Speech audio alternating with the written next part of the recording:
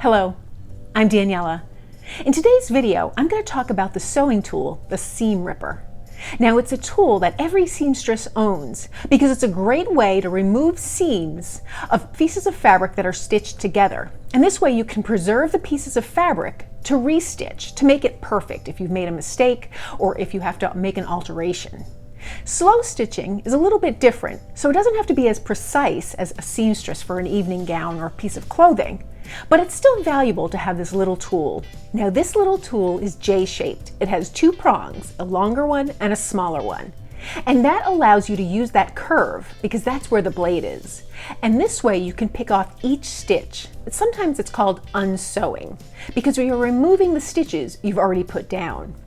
When you use a seam ripper, it's not a speed task. It's something you use when you want to be very deliberate and preserve the fabric underneath. Now, the seam ripper is very sharp and very pointy, so it could easily tear the fabric, and that's why it's crucial that you go slowly. So in addition to going slowly, you need to have a sharp seam ripper. In the video, I'll show you one way to sharpen your existing ones, but because of their price point, you might just consider purchasing a new one. There are many seam rippers available. They come in different sizes, they have different handles, and there are even some that fold away just for additional safety and that are good for traveling. And I'll show all of these in the video. So let's get started. So here's an assortment of seam rippers. Now, for the most part, there are basically two types. There's the standard type that has two fingers, a long one with a little point on the end, and a shorter one with a little red ball. And sometimes they don't even have that red ball. But then there's this little U curve, this J curve here, and that is where the blade is. So you have different sizes. These are just very basic seam rippers, small and a large, and it's pretty self-explanatory, the differences. And then you have a surgical one, and this looks more like a scalpel. They operate in the same format, but they're a very helpful tool. Before we discuss how to use the seam rippers, I just wanted to show you the variations. Here are your basic generic seam rippers. They're brand new and they're very sharp, and that is the only qualification you need for a seam ripper, is to keep that J-curve sharp. And once it dulls, you can try and sharpen it.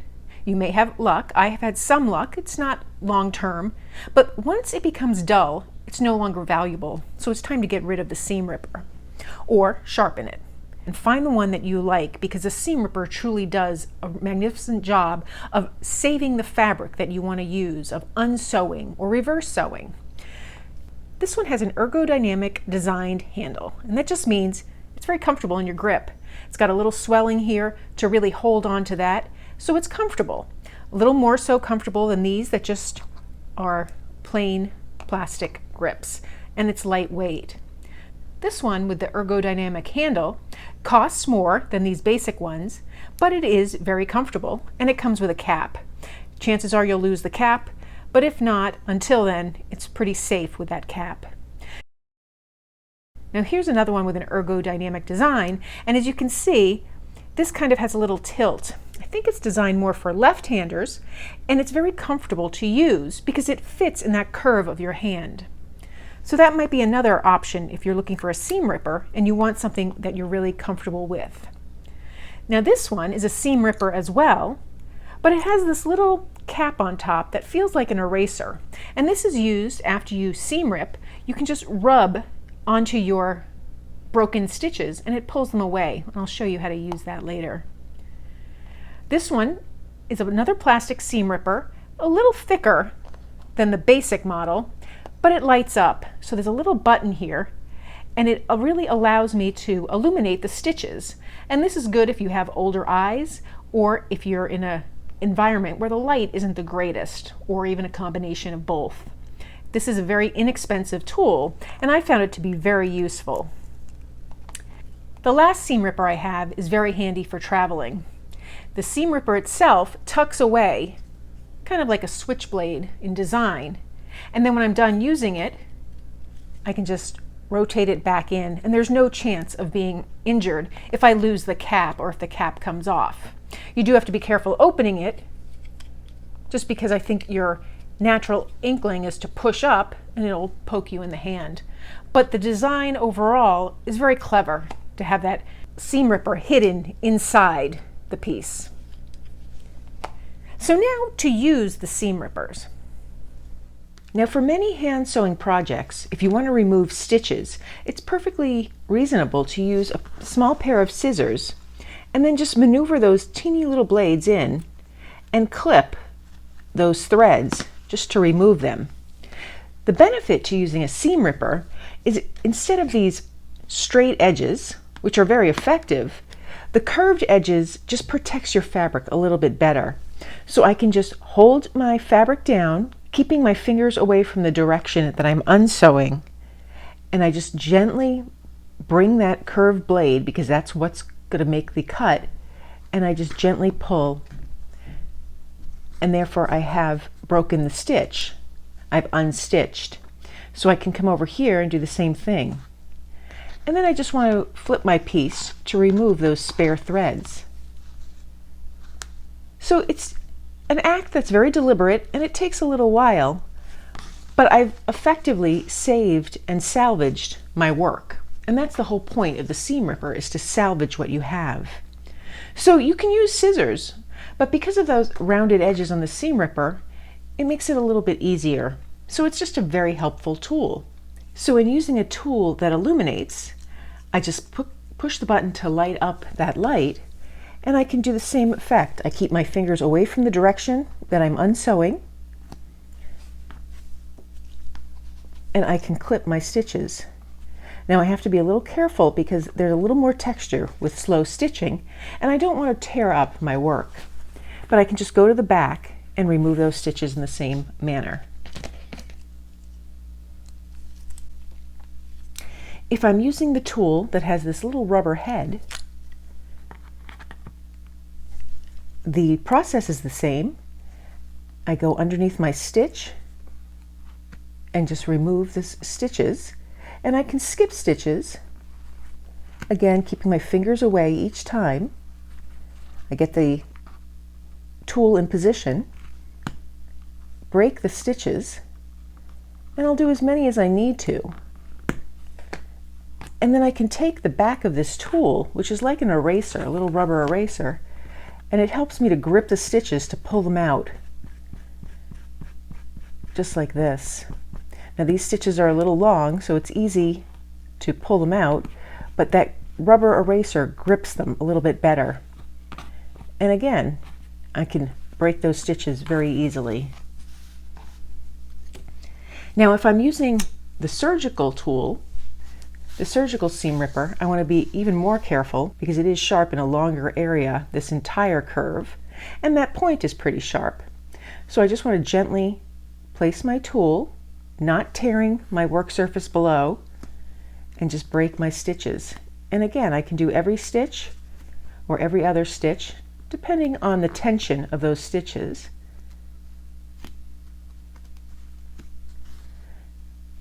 And then once I have that done,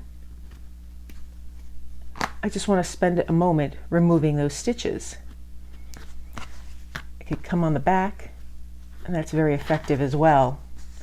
Now if you have a little bit of fuzz left over from the stitches, this stitch is still attached to down here, so I'd have to go through and very carefully cut the pink stitches. And again, I'm letting the blade do all that work, going very gently.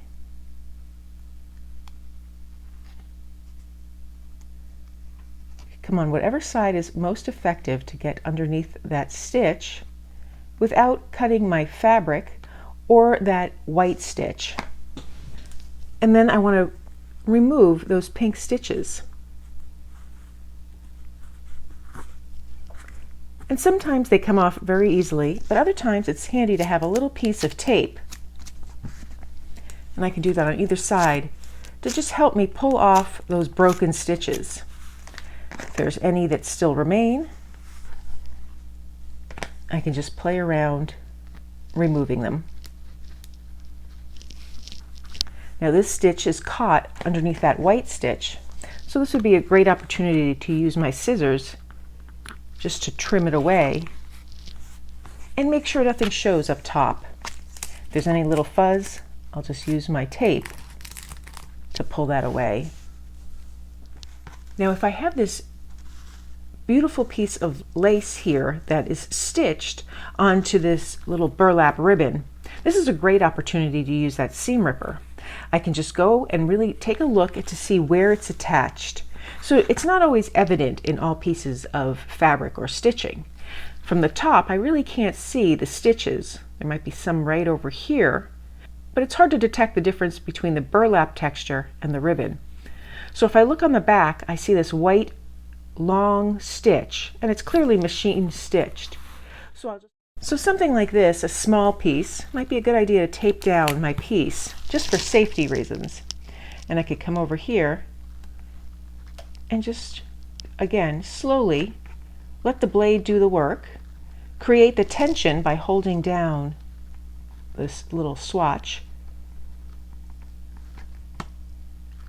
and just pick up all those little threads.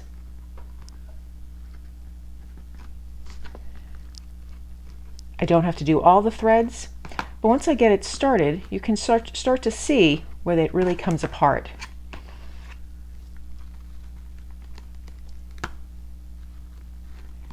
Again, I just break every few threads apart.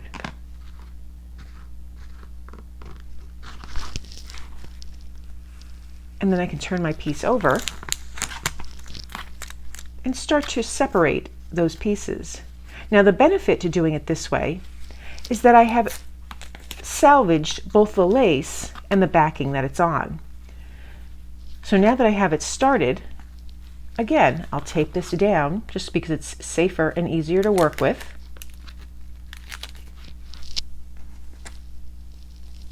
And now, because I've started it, I can use my seam ripper to really get underneath these stitches. Again, I always want to be safe and keep that blade away from me. And then I just gently pull up until there's a little tension between the stitches. Again, I break the stitch, pull the ribbon, and continue.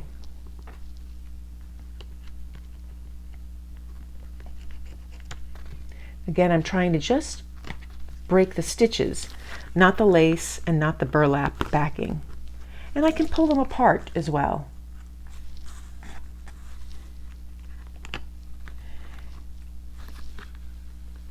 So it's a little painstaking to get everything intact, but that's the whole purpose, is to salvage your materials.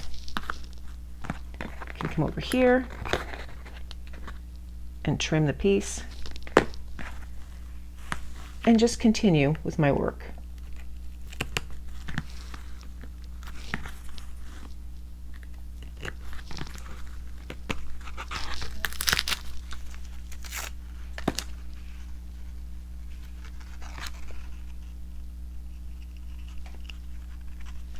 Again, I want to keep my fingers away from the direction that I'm cutting.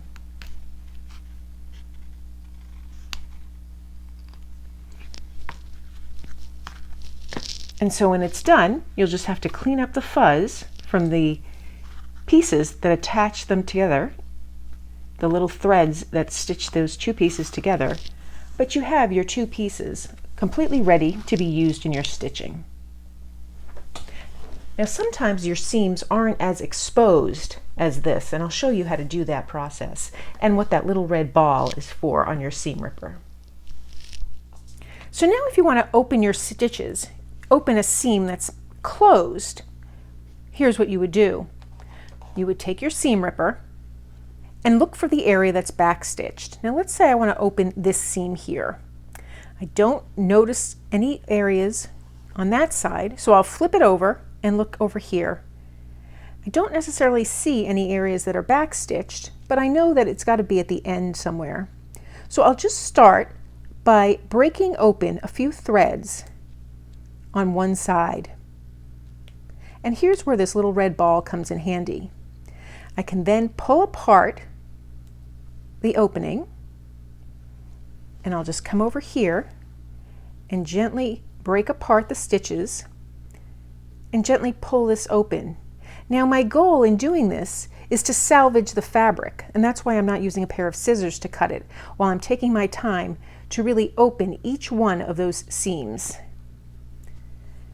Now once I have it started, I can see where the seams are, and I'll just open a few more just because it makes it easier to hold.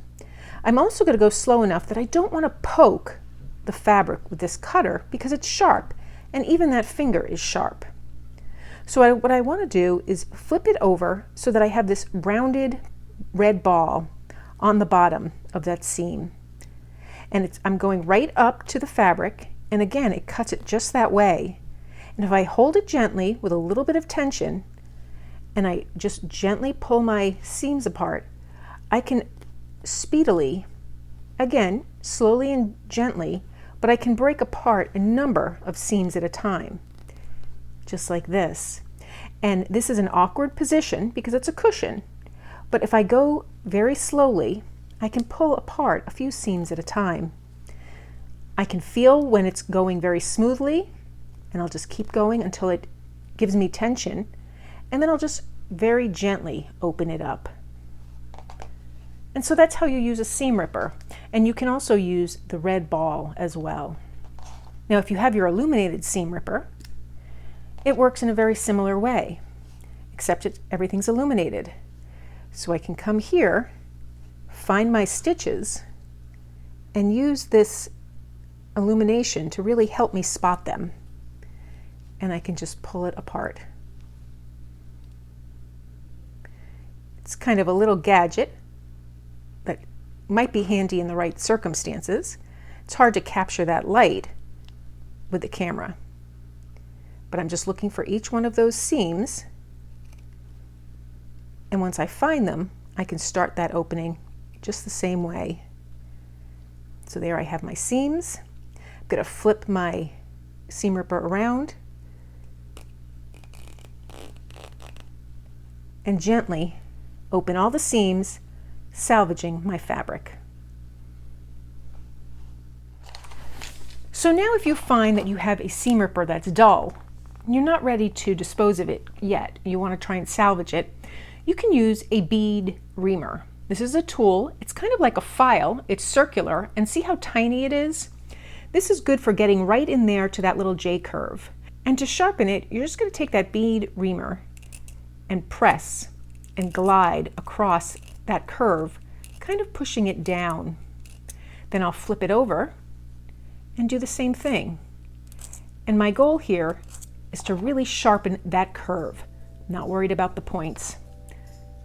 You can try that for a few times just to salvage it and give it a little more life. Other than that, it might be easier just to purchase a new one. So that's the basics of a seam ripper and why it's a valuable tool. I show you how to use it and the different kinds available. I'm really curious, do you have a favorite kind that you like to use, or you just go for a sharp one? Let me know in the comments below. Thanks for joining me today. If you found this video useful, please give it a thumbs up.